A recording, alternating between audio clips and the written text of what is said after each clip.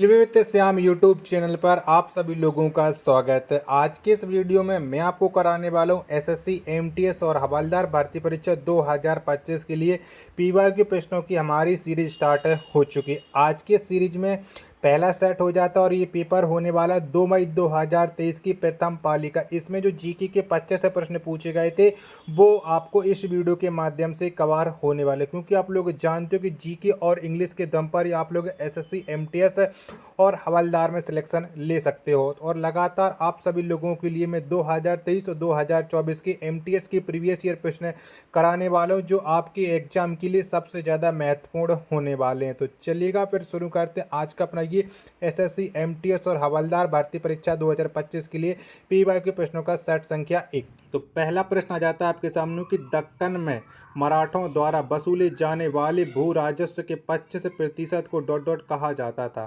तो बताओ 25% भाग को क्या कहते थे। पहले प्रश्न का राइट आंसर क्या हो जाएगा। तो मराठा शासकों के द्वारा दक्कन में जो कर लिया जाता था, यानी जो भू राजस्व लिया जाता था, उसे हम चौथ कहते थे। यानी 1 नंबर प्रश्न का तीसरा ऑप्शन देने वालों का राइट आंसर हो जाएगा। प्रश्न संख्या 2 आ जाता है कि the race of my life प्रसिद्ध भारतीय खिलाड़ी डॉट डॉट की आत्मकथा है। तो ये किसकी आत्मकथा हो जाएगी। प्रश्न संख्या 2 का आंसर आपको देना है।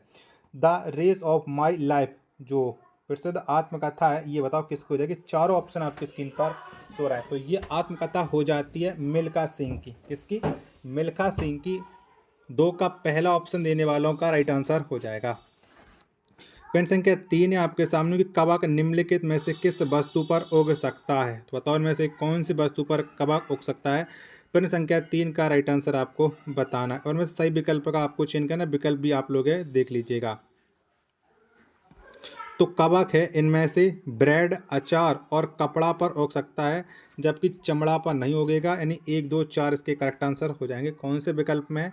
तो ये हो जाएगा विकल्प संख्या 3, 30 का करेक्ट आंसर। प्रश्न संख्या 4 है आपके सामने कि अगस्त 2022 में भारत के प्रधानमंत्री ने डॉट डॉट में होमी भाभा कैंसर अस्पताल का उद्घाटन किया। तो बताओ कहाँ पर किया था माननीय प्रधानमंत्री जी ने होमी भाभा कैंसर अस्पताल का उद्घाटन। प्रश्न संख्या 4 का राइट आंसर क्या हो जाएगा। तो ये मोहाली में किया था और मोहाली पड़ता है पंजाब में। 4 का पहला ऑप्शन देने वालों का राइट आंसर हो जाएगा। 5 नंबर का प्रश्न आ जाता है कि निम्नलिखित में से कौन सा अरुणाचल प्रदेश का एक कृषि उत्सव है जो गालो जनजाति द्वारा मनाया जाता है। तो बताओ इनमें से कौन सा कृषि उत्सव गालो जनजाति के द्वारा मनाया जाता है। 5 नंबर प्रश्न का राइट आंसर क्या हो जाएगा। तो ये मोपिन मनाया जाता है। 5 का चौथा ऑप्शन देने वालों का राइट आंसर हो जाएगा। 6वें नंबर का प्रश्न आ जाता है कि सोने की खदान के धंसने के कारण खबरों में रहा सिनजियांग प्रांत किस देश में स्थित है। तो बताओ ये सिनजियांग कहाँ पर पड़ता है। 6 का राइट आंसर आपको बताना है। 6 के चारों ऑप्शन आपकी स्क्रीन पर शो हो रहे हैं। तो ये आप नाम से ही समझ सकते हो कि ये पड़ता होगा चीन में। तो 6 का चौथा ऑप्शन देने वालों का राइट आंसर हो जाएगा। चलेगा। अगला प्रश्न आ जाता है प्रश्न संख्या 7 है कि गैर नृत्य राजस्थान के डॉट डॉट समुदाय द्वारा किया जाता है। तो बताओ कौन समुदाय के द्वारा ये गैर नृत्य किया जाता है। 7 नंबर प्रश्न का राइट आंसर क्या हो जाएगा। तो ये भील जनजाति के द्वारा किया जाता है गैर नृत्य। 7 का पहला ऑप्शन देने वालों का राइट आंसर हो जाएगा। अगला प्रश्न आ जाता है प्रश्न संख्या 8 है आपके सामने कि ऐसे अपराध जिनके लिए पुलिस न्यायालय के आदेश के बिना किसी व्यक्ति को गिरफ्तार कर सकती है उसे कहते हैं। तो कौन से अपराध में पुलिस बिना वारंट के आपको गिरफ्तार कर सकती है। 8 नंबर प्रश्न का राइट आंसर आपको बताना है। 8 के चारों ऑप्शन आपकी स्क्रीन पर शो रहे हैं। तो संज्ञेय अपराध में कर सकती है। 8 का पहला ऑप्शन देने वालों का राइट आंसर हो जाएगा। वीडियो पसंद आ रही होगी तो प्लीज़ वीडियो को लाइक और चैनल को आप लोग सब्सक्राइब करना ना भूलें। नेक्स्ट प्रश्न है प्रश्न संख्या 9 कि एक्समो किस भौगोलिक क्षेत्र से संबंधित है। तो बताओ किससे संबंध रखता है ये एक्समो। 9 का राइट आंसर क्या हो जाएगा। तो इसका संबंध हो जाता है ध्रुवीय क्षेत्र से। 9 का दूसरा ऑप्शन देने वालों का राइट आंसर हो जाएगा। प्रश्न संख्या 10 आ जाता है आपके सामने कि अशोक के अभिलेखों के अनुसार निम्नलिखित में से कौन सा मगध साम्राज्य में एक प्रांतीय केंद्र नहीं था। तो बताओ इनमें से कौन नहीं था मगध साम्राज्य में प्रांतीय केंद्र। प्रश्न संख्या 10 का राइट आंसर क्या हो जाएगा। तो ये इंद्रप्रस्थ नहीं होता हो जाता है। यानी 10 का चौथा ऑप्शन देने वालों का राइट आंसर हो जाएगा। अगला प्रश्न आ जाता है प्रश्न संख्या 11 है आपके सामने कि इलियास खान का जन्म लखनऊ के संगीतकारों के घराने में हुआ था। वाई डॉट डॉट बजाने के लिए जाने जाते हैं। तो बताओ इलियास खान किसको बजाने के लिए जाने जाते हैं। 11 का राइट आंसर क्या हो जाएगा। तो इनका संबंध हो जाता है सितार वादन से। 11 का दूसरा ऑप्शन देने वालों का राइट आंसर हो जाएगा। 12 नंबर का प्रश्न आ जाता है कि मैग्नस कार्लसन निम्नलिखित में से किस खेल से संबंधित हैं। तो बताओ कौन से खेल से ये मैग्नस कार्लन से संबंध रखती हैं। 12 नंबर प्रश्न का राइट आंसर आपको बताना है। चलिएगा 12 के मैं आपको 4 ऑप्शन दिखा देता हूँ, जिसके बाद आप लोग इस प्रश्न का राइट आंसर डिसाइड कर सकते हो। तो बताओ 12 का राइट आंसर क्या हो जाए। तो मैग्नस कार्लसन का जो संबंध हो जाता है वो हो जाता है शतरंज से। 12 का तीसरा ऑप्शन देने वालों का राइट आंसर हो जाएगा। 13 नंबर का प्रश्न आ जाता है आपके सामने कि विश्व बैंक वर्गीकरण 2020-21 के अनुसार भारत डॉट डॉट की श्रेणी में आता है। तो बताओ भारत कौन सी श्रेणी में आता है। 13 का आंसर आपको बताना है। 13 के चारों ऑप्शन आपकी स्क्रीन पर शो रहे हैं। तो विश्व बैंक वर्गीकरण 2020-21 के अनुसार भारत निम्न मध्यम आय वाले देश की श्रेणी में आता है। 13 का तीसरा ऑप्शन देने वालों का राइट आंसर हो जाएगा। 14 नंबर का प्रश्न है आपके सामने कि वर्ष 1982 में एशियाई खेलों की मेजबानी किस देश ने की थी। तो बताओ कौन से देश के द्वारा ये 1982 में एशियाई खेलों की मेजबानी की गई थी। 14 नंबर प्रश्न का राइट आंसर क्या हो जाएगा। तो ये अपने प्यारे देश भारत ने की थी। 14 का पहला ऑप्शन देने वालों का राइट आंसर हो जाएगा। और आपको पता है कि एमटीएस में टोटल 25 ही प्रश्न पूछे जाते हैं जीके जीएस को, और जीके जीएस के दम पर ही आप लोगों का सिलेक्शन होता है। 15 नंबर का प्रश्न आ जाता है कि 18वीं शताब्दी में ब्रिटेन में सूती कपड़ा उद्योग के विकास का क्या परिणाम हुआ। तो बताओ क्या परिणाम हुआ है। 15 का आंसर आपको देना है। 15 के 4 ऑप्शन में आपको दिखा देता हूँ, जिसके बाद आप लोग इस प्रश्न का राइट आंसर डिसाइड कर सकते हो। तो ये भारत में कपड़ा उत्पादन में गिरावट, दूसरा ऑप्शन 15 का करेक्ट आंसर हो जाएगा।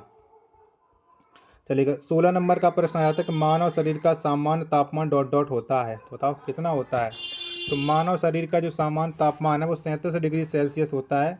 16 का चौथा ऑप्शन देने वालों का राइट आंसर हो जाएगा। 17 नंबर का प्रश्न आ जाता है कि भारत में कितने जैव मंडल आरक्षित क्षेत्र हैं। तो बताओ कितने हैं। 17 का आंसर आपको देना है। तो भारत में 18 जैव मंडल आरक्षित क्षेत्र हो जाते हैं। 17 का दूसरा ऑप्शन देने वालों का राइट आंसर हो जाएगा। 18 नंबर का प्रश्न आ जाता है खजुराहो के मंदिर किस राजवंश के दौरान बनाए गए थे। तो बताओ कौन से राजवंश के समय में खजुराहो के मंदिर बनाए गए थे। 18 नंबर प्रश्न का राइट आंसर क्या हो जाएगा। तो ये बनाए गए थे चंदेल वंश के शासन के दौरान खजुराहो के मंदिर। 18 नंबर प्रश्न का दूसरा ऑप्शन देने वालों का राइट आंसर हो जाएगा। चलिएगा अगला प्रश्न है आपके सामने प्रश्न संख्या 19 आ जाता है कि वर्ष 2023-24 के बजट के अनुसार सरकार द्वारा प्रत्येक 1 रुपए की प्राप्ति में कॉरपोरेशन टैक्स कितना होता है। तो बताओ कितना होता है कॉरपोरेशन टैक्स 1 रुपए में। 19 नंबर प्रश्न का राइट आंसर क्या हो जाएगा। तो 17 पैसे टैक्स होता है। तीसरा ऑप्शन देने वालों का राइट आंसर हो जाएगा। वीडियो पसंद आ रही होगी तो प्लीज़ वीडियो को अपने दोस्तों के पास से ज़्यादा शेयर कर दीजिएगा। मैं आपको बताऊं कि हम गलत बता दें। 19 नंबर प्रश्न में 17% नहीं 15% टैक्स होता है। दूसरा ऑप्शन करेक्ट आंसर हो जाएगा। पेन संख्या 20 आ जाता है किस प्रकार की कृषि में भूमि का उपयोग भोजन एवं चारे की फसलें उगाने और पशुधन पालन के लिए किया जाता है। तो बताओ किसका किया जाता है। 20 नंबर प्रश्न का राइट आंसर क्या हो जाएगा। तो ये हो जाएगा मिश्रित कृषि में। 20 का तीसरा ऑप्शन देने वालों का करेक्ट आंसर हो जाएगा। चलिएगा अगला प्रश्न अब आपके सामने प्रश्न संख्या 21 आ जाता है कि निम्नलिखित में से कौन 3 प्रमुख प्रकार की सेलों में से एक नहीं है। तो बताओ में से कौन नहीं है। 21 का राइट आंसर आपको देना है। 21 के चारों ऑप्शन आपकी स्क्रीन पर शो हो रहा है। तो ये चुंबकीय सेल नहीं हो जाती है। 21 का पहला ऑप्शन देने वालों का राइट आंसर हो जाएगा। पेन संख्या 22 से आपके सामने करगम लोक नृत्य किस राज्य से संबंधित है। तो बताओ कौन से राज्य से ये करगम लोक नृत्य संबंध रखता है। 22 का राइट आंसर क्या हो जाएगा। तो इसका संबंध हो जाता है तमिलनाडु से।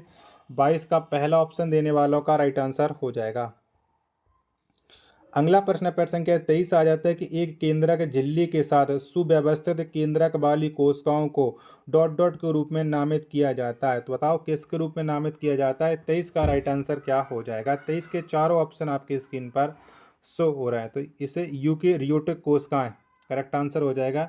23 नंबर प्रश्न का तीसरा ऑप्शन देने वालों का राइट आंसर हो जाएगा।